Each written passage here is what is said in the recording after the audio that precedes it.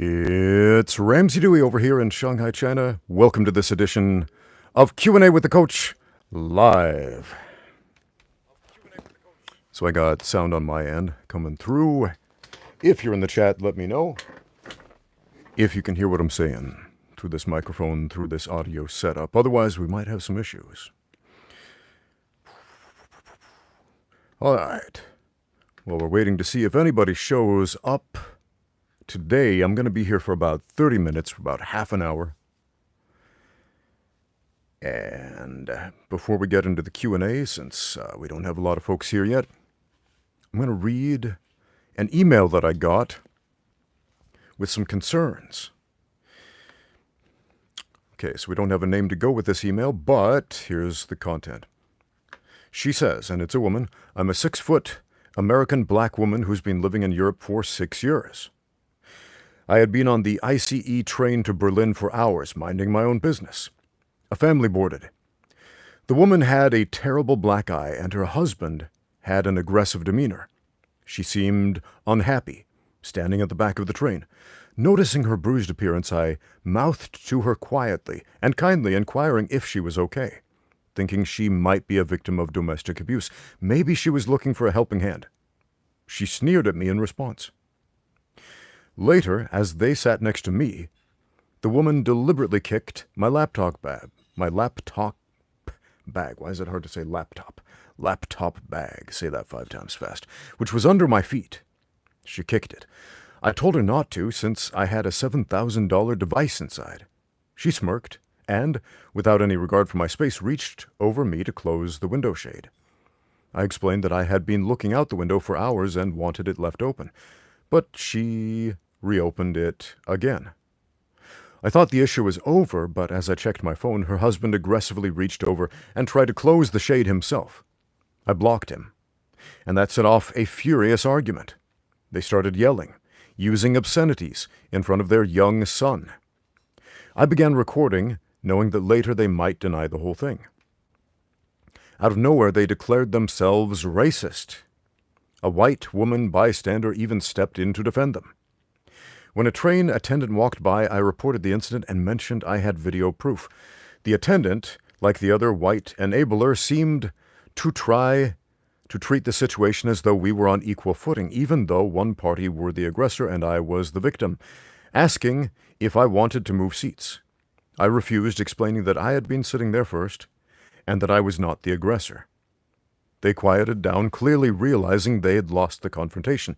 The woman and her son moved a few feet away, to the other side of the train car to look out of another window, ironically, since they were trying to close her window.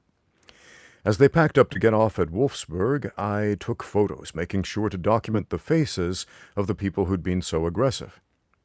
That's when everything escalated. The woman snapped. She lunged at me, trying to punch me, then grabbed my phone and tried to forcibly dislodge it from my hand. I wrestled it away from her, then swung her back into me with full force before abandoning it and scrambling away.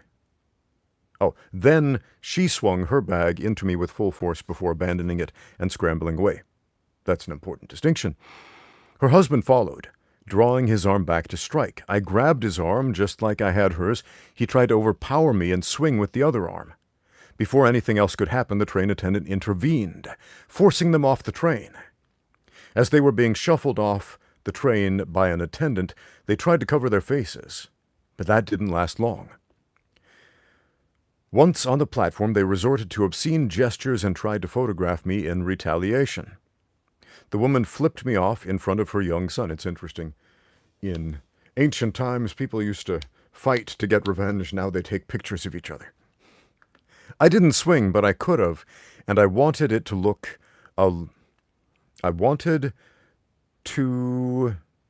Okay, sorry, I'm misreading that. Eyesight issues. I didn't swing, but I could have, and I wanted, if I wanted to, and it took a lot of restraint in these moments, and I honestly feel as though I would have been justified jabbing the wife in the nose to get her out of my way and swinging for the husband's temple at about 70%. She didn't do that, but feels like she would have been justified. I arrived in Berlin as an arts dealer. And as an arts dealer, I went to an exhibition about 40 minutes away on my way back. I noticed myself being noticed by a small Russian or Arab man with one of those big fuzzy caps on. As I transitioned to another train, he followed me in on a train that was empty enough that there were enough seats for everybody. He stood right in front of me. I was glancing at my phone, checking the map, so it took me about 3 minutes to realize that he was staring at me. And I looked up and began to cut out asking, "What the F are you looking at?" And he just shut up and down. He, I guess, stared up and down at me with his hands, as if to say, "Of course you do."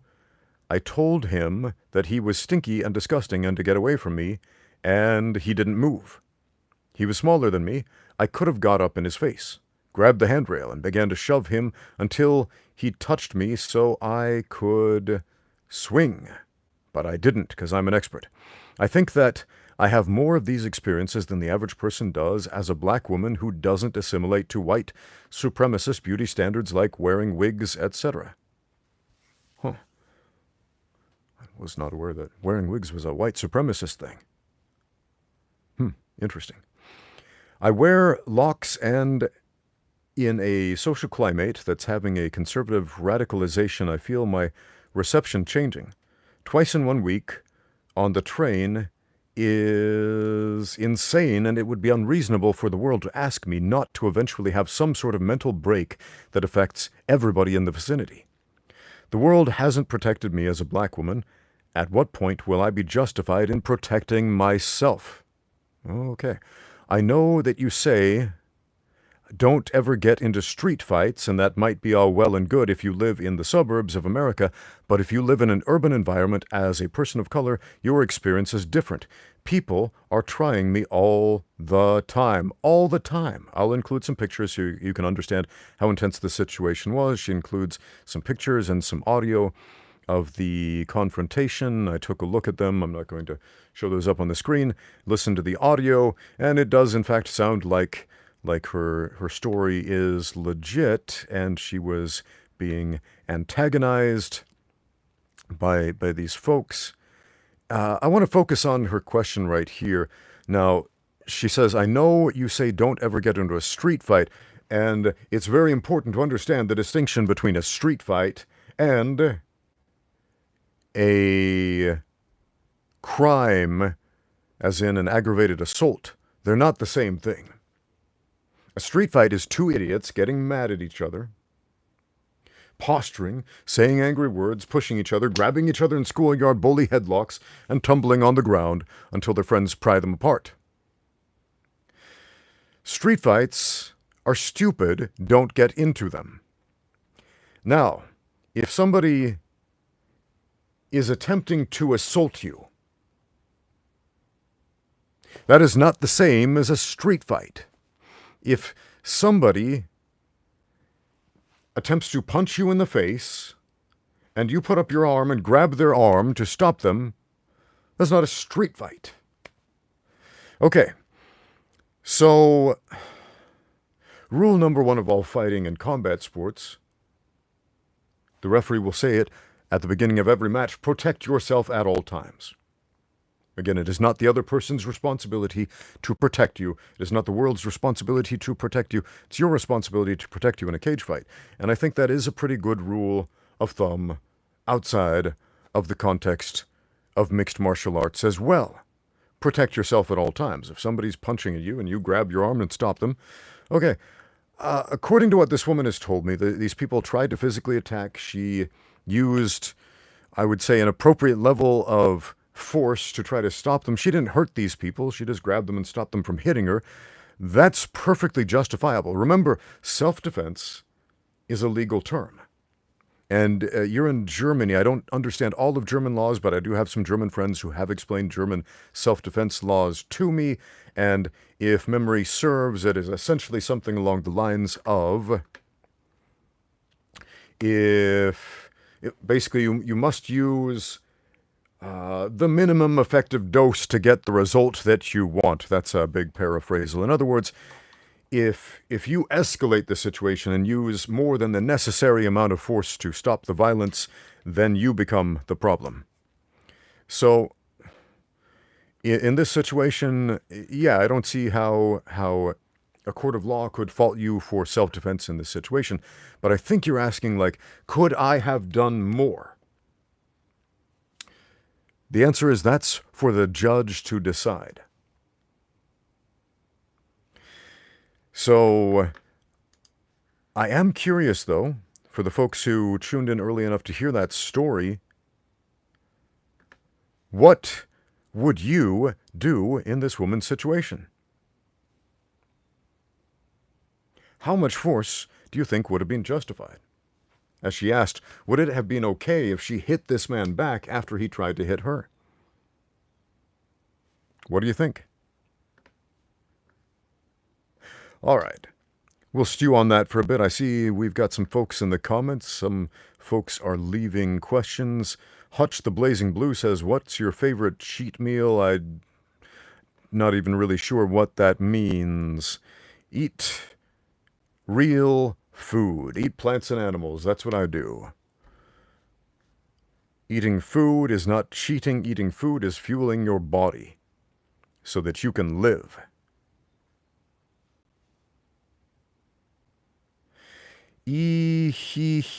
Ha says, do you train kicking the rear leg? Yes, I've got a great video all about that topic. Any setup since the rear leg is usually less conditioned. Why is it so rare? I've seen only a few high-level Japanese kickboxers use it consistently.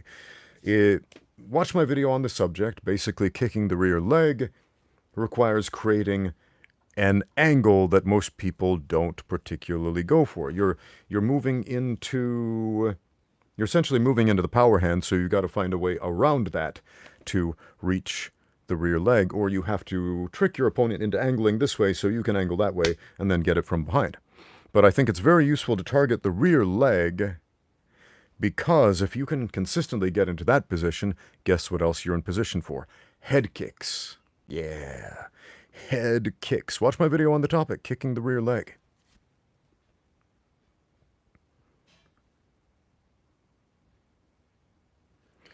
Okay, Zed Usan says that he absolutely would have swung back in that situation of the woman on the train.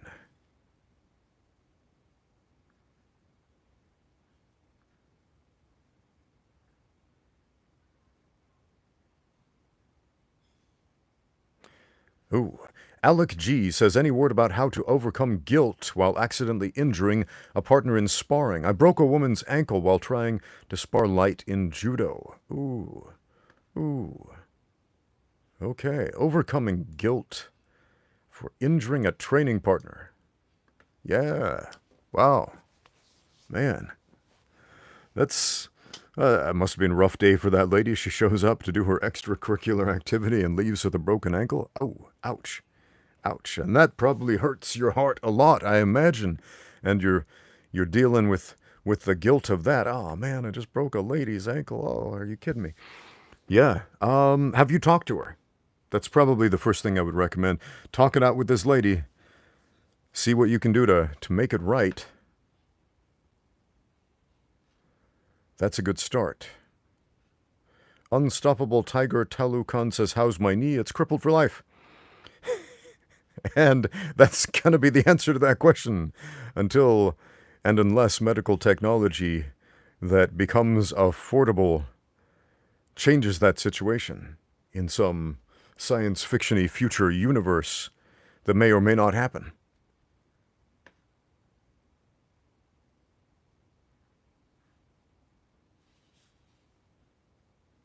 Zed wants to know if plants count, if bread counts as a plant.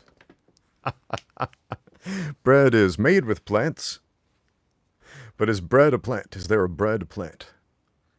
There's probably some plant out there called the bread plant or breadfruit. I think breadfruit is a real thing, but it's not the same as bread.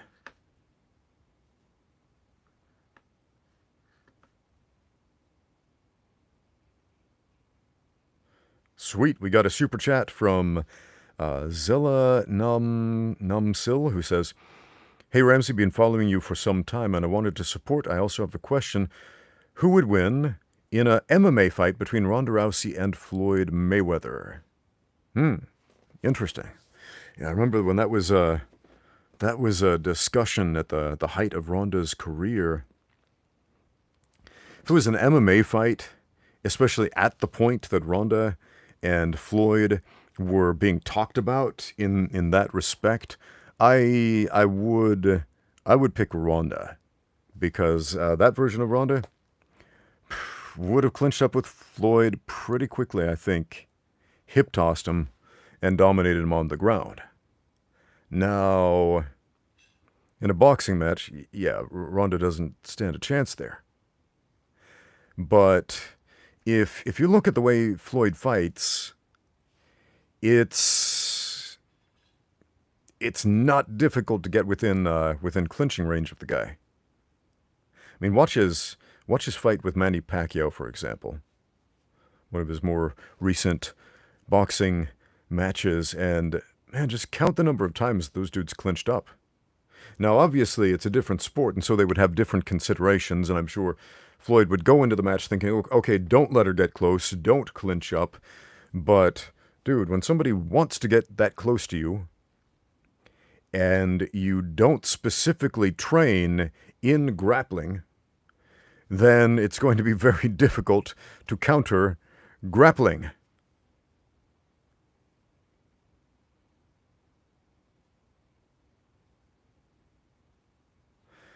But yeah, once again in a boxing match, yeah, Floyd would have lit her up.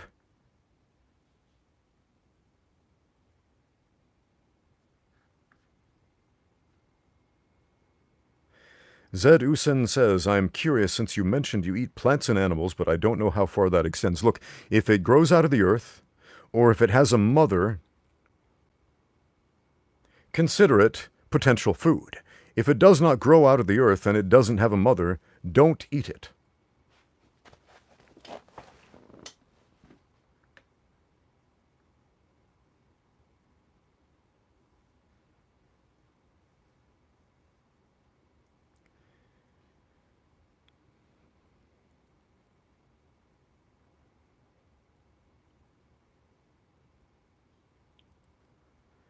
All right, guys. So once again, I'm going to be on this chat for maybe another 10 minutes. We don't have a ton of time today. This is going to be a quick one. So if you have your questions, post them in the chat. I will, of course, give priority to Super Chats. And let's see what we got. Death Brothers 123 says, what's a valid counter to having a crotch in your face and legs wrapped around you downside? I need a little bit more context, my friend. A little bit more context of what's happening, why you got into that position, whether you're on top, the bottom, or is it... Well, give me more context if you want a serious answer to that.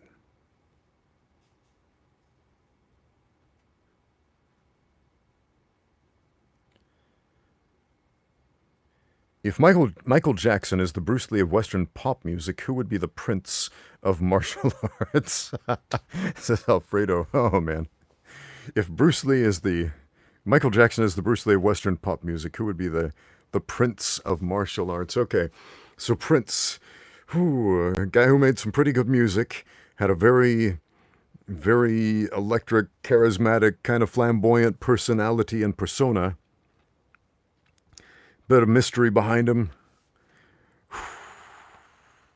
Who would that be in the martial arts world, especially as far as pop culture martial arts goes? So we're probably looking at a movie star. Man, I don't know. I mean, we could throw out some contemporaries of Bruce Lee like Jackie Chan, but he's like a whole different genre than Prince would be, if you will. Dude, I don't know. I'm going to throw that question out to the comments section in the interest of time, since we're here for less than 10 more minutes.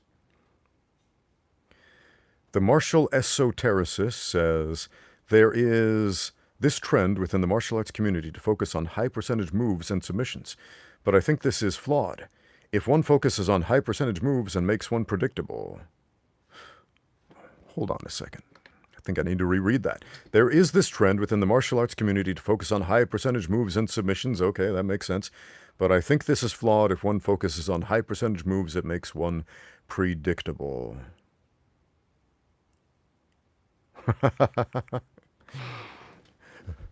You're a lot more predictable than you think, regardless of what moves you're using. You know why? Because you're human, and human behavior is 100% predictable.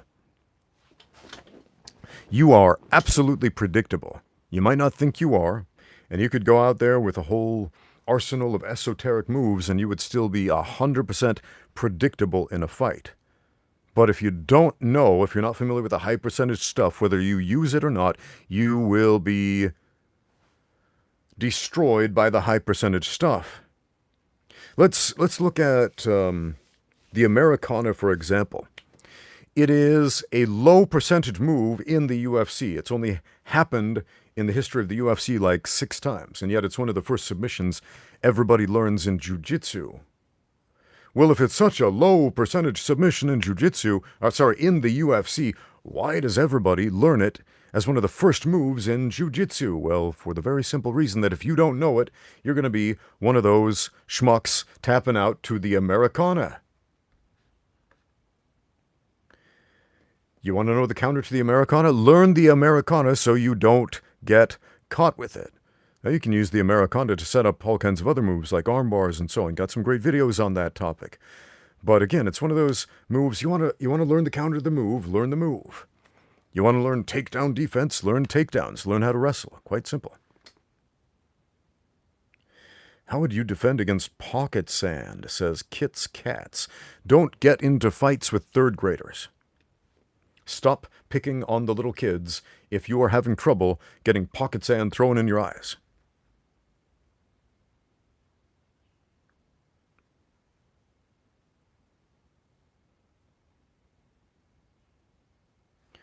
Ronald G. says, do you think Eddie Hall would beat most UFC fighters below heavyweight? That's interesting. Eddie just had a fight against Marius well, however you say his last name, big, long, Eastern European-sounding last name, ends with Owski. You know who I'm talking about, the big strongman competitor who did a couple of MMA fights, and he's nearing 50, I think. And Eddie, I think, how old is Eddie? Like 37, 38, something like that. They had an MMA fight, and Eddie won. He won via ground and pound. They clinched up a little. Eddie threw some shots. There was some contention in the comment sections of these videos I saw. Eddie punched him in the back of the head. And there may or may not have been some rabbit punches involved in that fight, but when it went to the ground, yeah, a lot of clean shots landed, ended via TKO. Eddie looked pretty good in that fight. How would he do against UFC fighters, though? As opposed to, you know, a retired strongman who has done a couple of MMA fights, who, you know, while large and imposing and strong, is not necessarily the best technician as far as mixed martial arts goes. Well, Eddie could overpower a lot of guys, but as far as technique goes, I think there are a lot of UFC fighters who would essentially literally run circles around him until he got a little bit tired and then beat the ever-living snot out of him. But I thought that was a great matchup. Eddie Hall versus Marius whatever his name is. Eddie versus Marius was a good matchup because, again, we have 2 similarly skilled guys with a similar amount of combat sports experience and, you know, similar size and strength. And so that was a good matchup. You know, as interested as I might be in seeing freak show fights, like say Eddie versus smaller guys who are super technical, it's very important to understand that matchups really make fights. The fight industry is about telling stories. I made a whole video about this. I thought it was a pretty good video. It didn't get a lot of views. You know what? I think I'm going to link you to it in the comments because I think it's worth watching. About how the fight industry is about telling stories. I was answering a guy's question about just who would win in a fight, this guy versus that guy, and I went on this whole rant about the importance of crafting a narrative during matchmaking in order to make it interesting. Because there are tons of dudes out there running organizations, MMA shows, with the same exact rules as the UFC, and they suck compared to the UFC. Not that the fights suck, but the promoters suck at promoting the fights. Some of the fights are just as good as the fights as you will see in the UFC, but the promotion sucks. It's not interesting, it doesn't get the eyeballs on it, doesn't generate the revenue. And yeah, they're working with all kinds of financial disadvantages, but the main issue is they suck at telling stories. They suck at crafting the narrative. You know what? In the interest of time, I'm not going to be able to find that video, so I'm going to answer a couple more questions, then I have to go, because I am on a schedule today. Alec G says, what's my opinion on karate masters who don't understand the Boonkai in kata, so they modify katas so that they only include moves that they know the use of, rather than to keep the traditional katas? Are they really a karate master if they don't actually understand karate? That's a good question. So, they don't understand the Boonkai, and I would...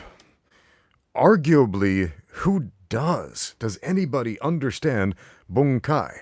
Because we have a bunch of dudes claiming to be karate masters, and they're all disagreeing on Boonkai. And some of them are just saying, well, everybody's interpretation is valid. Well, look, everybody's interpretation doesn't win a fight. Everybody's interpretation doesn't work when push comes to shove. Fighting is pragmatic, not subjective.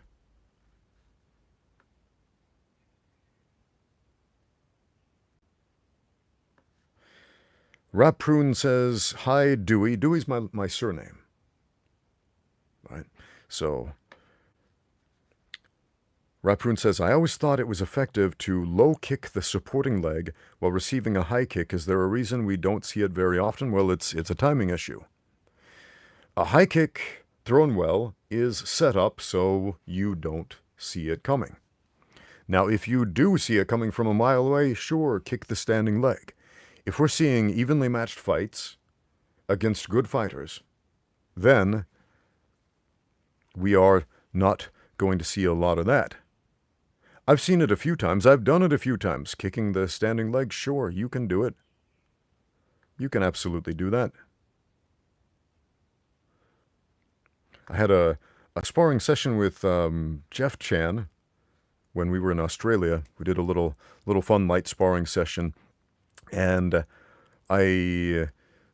Jeff sets up his head kicks in a very specific way, and I've seen it enough on his videos. I recognize it. So when we were sparring, I did counter because I saw it coming with not a leg kick, but a leg drag, which is a little bit different. So you hook your foot, you throw it out like a round kick, hook your foot around the knee, and then jump back, and then you can sweep your opponent. So that was a fun little move. I use that on a lot of guys very, very successfully. But you have to be able to predict their movement. Otherwise you're never going to get that. You'll just end up getting kicked in the head, and you'll be like, where did that come from? I didn't see it coming. We got a super chat from Samuel Tack, who says, how much can you deadlift? Let's see. Not that much right now, specifically because I don't have a posterior cruciate ligament in my left leg, but I've been rehabbing my legs since the injury for about 2 years. Prior to that, I think my deadlift record, it still wasn't that high. It was like maybe 187 kilos. 187 kilos was like my personal best.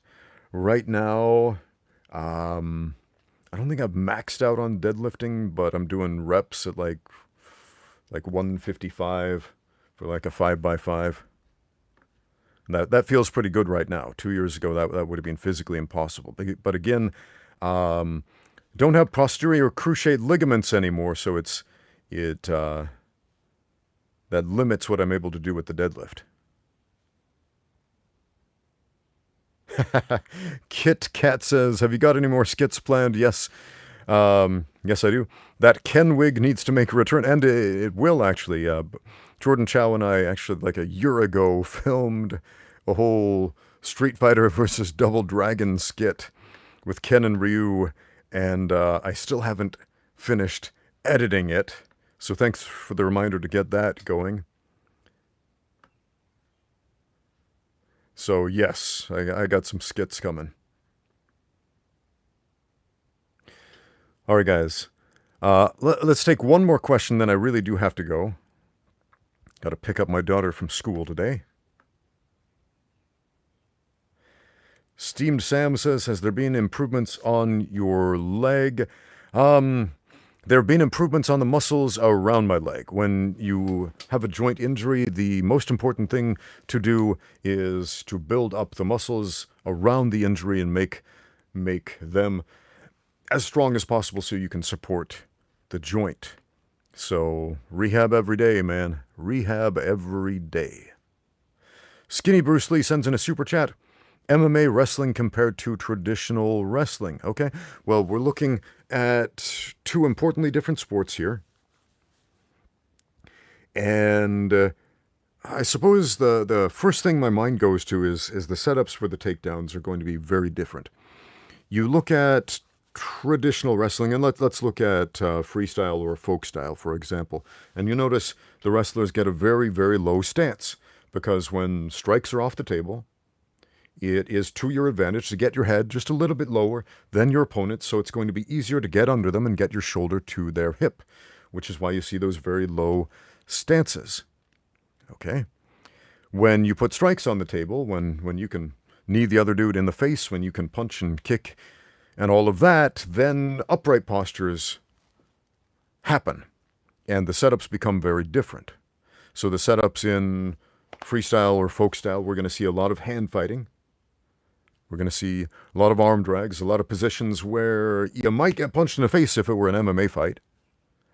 Whereas in an MMA fight, we're generally going to see takedown attempts from two major positions, from outside of the pocket, set it up with a strike like a big overhand to disguise a shot, and from inside of a clinch. If you're close enough to touch hands and start doing hand fighting, in an MMA fight, you're going to have about that long and no more, whereas in a wrestling match, that could go on for a little bit.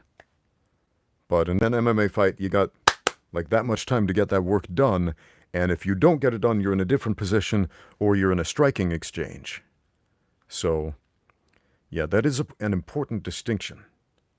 And we could talk about that all day, but a really, really simple way to get used to the difference is wrestle under wrestling rules and do MMA sparring. And you will learn pretty quick, oh, these setups work under this particular set of rules, and this different set of setups works under this set of rules. And you're going to learn that a whole lot faster through pragmatic experience. Martial Geeks is in the chat. Oh man, I gotta go though. But good to see you. Go check out the Martial Geeks channel. Love that dude. We should definitely do another podcast, my friend. That was a lot of fun when we talked before.